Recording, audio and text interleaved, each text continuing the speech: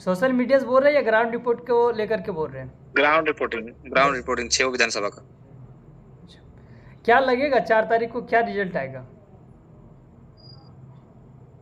Result तो जयराम महतो के पक्ष में जा रहा है। जयराम महतो के पक्ष में जा रहा है। अच्छा चलिए आपके पास आते हैं, फैज भैया हैं, जौहर भैया आपको। जोहार। आप भी ग्राउंड रिपोर्ट कर रहे थे गिरिडीह आकर के, गिरिडीह लोकसभा में मतलब थोड़ा ग्राउंड रिपोर्ट भी किए हैं, माहौल कैसा था?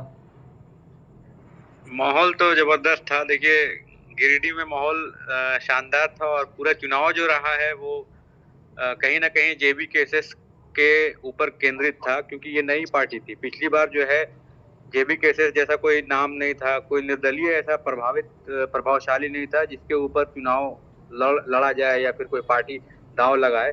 इस बार जो चुनाव था, पिछली बार चुनाव एक तरफा था तो बहुत वोटों से जीत गए थे। 2,50,000 वोट से चंद्र प्रकाश चौधरी जीत गए थे, 6 लाख से ज्यादा वोट आया था। इस बार जो है 24 का चुनाव एकदम विपरीत होने वाला है, और इसलिए होने वाला है क्योंकि जेबी केसेस और जयराम महतो फैक्टर बन रहे हैं। तो अब भी आपका आवाज दब रहा है। जेबी केसेस जयराम महतो जो है एक फैक्टर बन रहे हैं। तो यही एक अलग चीज है गिरिडीह में। तो ये गिरिडीह का जो एरिया है धनबाद और एक दो एरिया कवर करता है, तो धनबाद का प्रभाव है उसमें। तो ग्राउंड में जैसे हम लोग 2019 का चुनाव में कवर कर रहे थे तो मोदी फैक्टर था हर जगह। गांव गांव में महिलाएं जो हैं मोदी मोदी कर रही थी और उनकी चर्चा थी। जिस तरह से उसी तरह से गिरिडीह लोकसभा की बात करें तो नरेंद्र मोदी फैक्टर वहां भी देखने को मिल रहा है। मतलब जयराम महतो फैक्टर मिल रहा है उसी तरह से, मतलब सेम।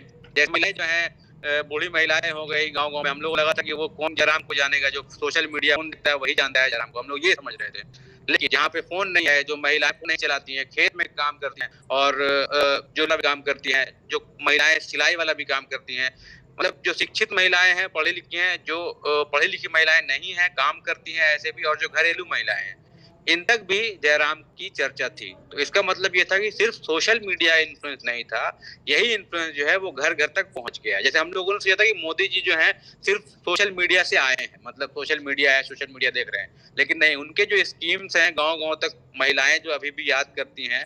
उज्ज्वला योजना हो गया, राशन जो पहुंच रहा है उससे मोदी जी को याद करते हैं, उनका फोटो है बैग में, गैस सिलेंडर में फोटो उनका है। तो ये सब देख के मोदी को जैसे रिकॉग्नाइज कर रही है। गिरिडीह क्षेत्र में जयराम ने इतना प्रचार किया, इतना सभा किया, या उनके जो लोग हैं वहां तक पहुंचे, या जयराम ने खुद जो दिन में एक दिन में 2 3 3 सभाएं की, गांव गांव तक पहुंचे, तो महिलाएं, वहां की जो महिलाएं हैं, जहां तक फोन नहीं पहुंचा है वहां तक जयराम महतो पहुंच गए। तो ये चर्चा पूरे चुनाव में चल रहा था। बाकी तीर्थनाथ आकाश बताएंगे कि मैं सही कह रहा हूँ या फिर इन जो आकलन है वो गलत है। चलिए जौहर भैया आपको भी क्या लग रहा है, गिरिडीह का माहौल क्या लग रहा है आपके अनुसार?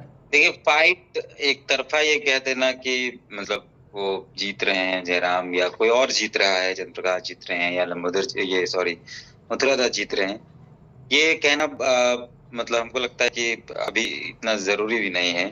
4 तारीख समय है, 2 दिन बाद फाइट, लेकिन टफ है। और ये बहुत आसान नहीं है कि कोई भी प्रत्याशी हो, चाहे वो जयराम हो या ये बाकी जो लोग। फाइट टफ इसीलिए है क्योंकि हम जिस तरीके का रिपोर्ट किए या हम जिन इलाकों में गए, हम बहुत मतलब चैनल पे या ग्राउंड रिपोर्ट पे बहुत वीडियोस के माध्यम से तो नहीं जा पाए, जितना रहे हम उतना। उसके अलावा भी हम लेकिन फील्ड में रहे हैं बाकायदा। गिरिडीह के कुछ इलाकों में हम किए हैं ग्राउंड रिपोर्ट। हम पहले भी इस बात को कहे हैं और हम आज भी इस बात को कह रहे हैं कि जयराम की लहर थी नो डाउट, लेकिन अंदर एक जो साइलेंट वेव था राम का, एक अंदर अंदर अंदर अंदर राम का भी एक वेव चल रहा था। ऊपर ऊपर जयराम दिख रहे थे, इंटरनल जो वेव हर जगह चलता है, ऊपर कुछ और होता है, नीचे कुछ और होता है। तो इंटरनल जो राम का वेव चल रहा था, मोदी जी का वेव चल रहा था। कई लोगों के अंदर डर था कि राशन कट जाएगा, कई लोगों के अंदर ये डर बैठा दिया कि उज्ज्वला आई थी, राशन से आपका नाम काट दिया जाएगा, पेंशन से नाम काट दिया जाएगा अगर आप वोट नहीं करते हैं। तो वो डर भी था लोगों के अंदर। दूसरी ये चीज थी कि जब हम वोटिंग के दौरान कई बूथ में जब हम गए तो हमको एक चीज समझ में आया कि जैसे हम अपने बूथ का बता रहे हैं, हम सबसे लास्ट में वोट किए थे, मतलब मेरे बाद और हमको लगता है 10-12 लोगों ने किया होगा। तो ये जो कह रहे हैं कि महिलाओं के अंदर, मतलब जो ग्रामीण महिलाएं थी उनके अंदर वो जयराम थे, तो हम वही से चेक करना था। जब बूथ के अंदर हम अपने बूथ में वोट करने गए, तो क्योंकि हम तो हाथ में फिंगर यहाँ पे वो दाग लगता है जो ब्लैक वाला, जब आप वोट दे के निकलते हैं, सबके हाथ में लगता है, लेकिन सिग्नेचर करते हैं हम लोग। लेकिन ग्रामीण महिलाएं जो साइन नहीं करती है, या वो बुजुर्ग जो पढ़े लिखे हैं वो साइन नहीं करते हैं, वो ठेपा लगाते हैं।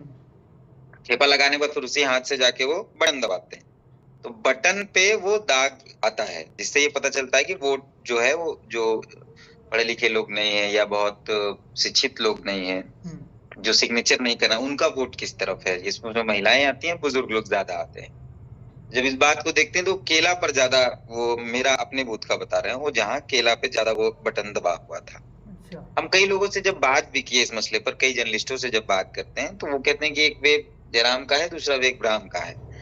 कई बार लोगों के दिमाग में, क्योंकि जो चांद रात चुनाव का होता है, मतलब 25 को चुनाव था, तो 24 की जो रात होती है, वो रात बहुत इंपॉर्टेंट है। वहां जो टीम थी जयराम की, वो थोड़ी विफल हुई।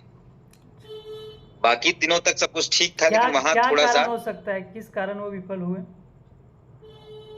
एक तो मैनेजमेंट बहुत इंपॉर्टेंट होता है, जो बहुत मैनेजमेंट टाइट होना चाहिए उस दिन का। कुर्मी जो बहुत, देखिए धनबाद, अगर आप गिरिडीह लोकसभा की बात करेंगे आंकड़ों के हिसाब से, तो जो वोट पैटर्न पहले से रहा है, वहाँ 3.5 लाख आसपास कुर्मी वोटर्स हैं, 2-2.5 पौने लाख आसपास पोलिंग होता है, 2.5 लाख आसपास पोलिंग हुआ है। तो कुर्मी जो इलाका है, जैसे हम सभा बात करें तो जैसे डुमरी है, गोमिया है, वहाँ वोट प्रतिशत बहुत अच्छा है जयराम के पक्ष में, मतलब 80% वहाँ उनको वोट उनकी जाति की तरफ से मिलता है। लेकिन फिर आप टुंडी जाते हैं, फिर आप बागमारा जाते हैं, फिर आप बैरमो आते हैं, फिर आप गिरिडीह सदर जाते हैं, विधानसभा जो आता है, तो वहां वो वोट प्रतिशत नहीं है जो इन दोनों जगहों पर है। जैसे आप बैरमो आइएगा तो वहां मतलब जो जैसे मेरा जो अनुमान है, डुमरी में 70,000 80,000 तक का वोट, 80,000 पार भी कर सकता है जयराम को जो वोटिंग पड़ा है। गोमिया में भी यही रेशियो हो सकता है कि 70 60 70 80 इतना ज्यादा जा सकता है। पहली बार चुनाव लड़ने के बाद भी अगर किसी एक विधानसभा से इन जनरली अगर इतना वोट आ रहा है तो बड़ी बात है। लेकिन फिर जो गिरिडीह सदर जाते हैं, आप लोग खुद वहीं से हैं, तो उस इलाके में जब जाते हैं तो आपको वहां ये रेशियो नहीं, ये मार्जिन नहीं मिलेगा, 60-70 हजार नहीं मिलेगा। अब टुंडी जाते हैं तो आपको भी वहां ये नहीं मिलेगा। बाकायदा फैज भाई के इंटरव्यू में शायद जयराम ने कहा कि टुंडी में हम लीड नहीं करेंगे, शायद उनसे बातचीत में या इंटरव्यू में एक बात ये आई थी, शायद जिक्र हुआ था कि वो कह रहे हैं कि टुंडी में हम लीड नहीं कर पाएंगे। बागमारा में भी कमोबेश यही स्थिति है कि वहां भी वो बहुत अच्छी पोजीशन में एकदम, मतलब 50,000 60,000 पार कर जा रहे हैं।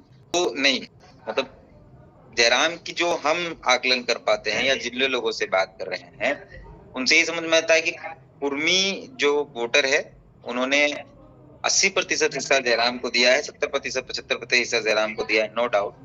लेकिन गैर कुर्मी इलाकों में जयराम ने 10 से 15% वोट शिफ्ट कराया, उससे ज्यादा वोट शिफ्ट नहीं हो पाया है। तो अमूमन हमको लगता है कि 1-1.25 लाख गैर कुर्मी इलाकों से उनको वोट पड़ेगा और 1.5 लाख 2 लाख कुर्मी इलाकों से वोट पड़ेगा। अगर हम अक्सर की बात करें तो 10% वोट शिफ्ट हुआ होगा, 10% ऐसे भी इधर उधर जाता है हर बार, लेकिन 90% वोट शिफ्ट नहीं करा पाए, वो मथुरा महतो के पक्ष में ही गया। आदिवासी तो हम 95% कह सकते हैं कि 95% मथुरा महतो को गया है, 90% वो भी होगा।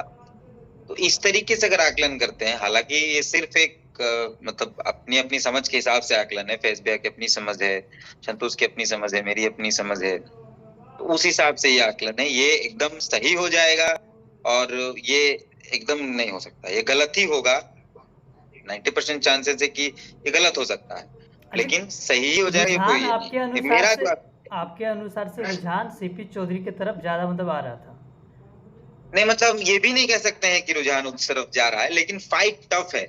बहुत मार्जिन नहीं रहेगा जीत का। जो मार्जिन पिछली बार थी कि 2,48,58,000 वोट से जीत गए सीपी चौधरी, वो नहीं होगा। कौन जीतेंगे? जो भी जीतेगा, कौन लग रहे हैं, कौन जीतेंगे? फाइट, हम बार बार कह रहे हैं कि किसी का कंफर्मेशन हम नहीं कर रहे हैं। अरे एग्जिट पोल है, बोल दीजिए कौन जीतेगा। एग्जिट पोल कर रहे हैं भाई। एग्जिट पोल में भी तो हम कह रहे हैं कि संभावनाएं किस तरह, आप एक ले लीजिए ना, एक स्टैंड ले लीजिए ना, कौन जीतेगा। एग्जिट पोल है। फैज भैया बोल रहे हैं कि टाइगर निकल रहे गिरिडीह से। हाँ, तो एग्जिट पोल देखिए, एग्जिट पोल अभी इतना बड़ा सी वोटर, इंडिया टुडे सबने दे दिया ना, 400 पार करा दिया, 380 सीट दे दिया। तो हम लोग भी अपना आकलन करेंगे झारखंड में जितने एग्जिट पोल हैं, उसमें एग्जिट पोल में तो वो सीट आजसू को जा रही है।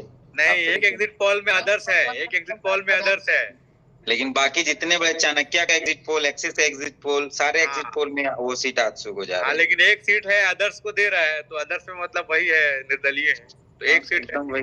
तो कहीं ना कहीं आकलन किसी किया है, सही आकलन भी हो सकता है। एकदम हम क्या कह रहे हैं कि हम गलत हो सकते हैं, हम ये नहीं कह रहे कि हम पूरे सही हो जाएंगे। तो हम गलत होंगे तो कोई तो सही होगा, आप गलत हो सकते हैं, आप गलत होंगे तो हम सही हो जाएंगे, तो यही होगा। हम किसी को जीत नहीं कह सकते। आपके अनुसार से सीपी चौधरी, मेरे अनुसार टफ फाइट है, मतलब एकदम टफ फाइट है। जो भी जीतेगा वोट का मार्जिन बहुत कम होगा, लेकिन हम फाइट मतलब, तो टफ है। तो शुरू से ही हॉट सीट था गिरिडीह। जैसे ही जयराम ने अनाउंस किया कि हम गिरिडीह से लड़ रहे हैं चुनाव, हॉट सीट बन गया था। ये तो डे वन से सब जान रहे हैं।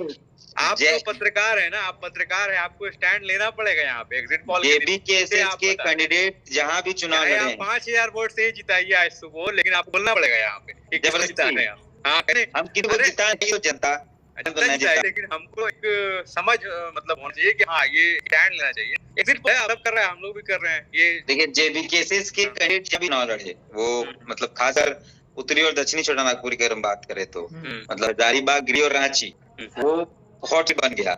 आप संजय मेहता की बात करेंगे तो अगर संजय मेहता को 1.5-2 लाख वोट आ जाएगा तो वो पावर शिफ्ट हो जाएगा। मतलब संजय मेहता जीते ना जीते, वो बीजेपी से कांग्रेस के पाले चल जाए। देवेंद्र की जो यहाँ स्थिति है, जैसे ईशागढ़ और दिल्ली में जिस तरीके से उनको वोट पड़ा है, और ये बुढ़मू और कांके के इलाके में, अनगढ़ा के इलाके में जिस तरीके से उनको वोट पड़ा है, वो सही में जो उसमें पड़ा है, तो यहाँ भी पावर शिफ्ट हो जाएगा। तो यहाँ भी बीजेपी है तो वो कांग्रेस के पास चली जाएगी। तो ये लोग जहाँ भी लड़े, कोडरमा और दुमका और सिंहभूम और एक चतरा, 4 सीट में बहुत टफ फाइट नहीं हो तो 2 लोगों के, लेकिन ये 3 जगह फाइट बढ़ गई। तो उसके हिसाब से तो फिर जेएमएम के पास चला जाएगा ये सीट, गिरिडीह वाला सीट, अगर शिफ्ट कर रहे हैं आप। नहीं,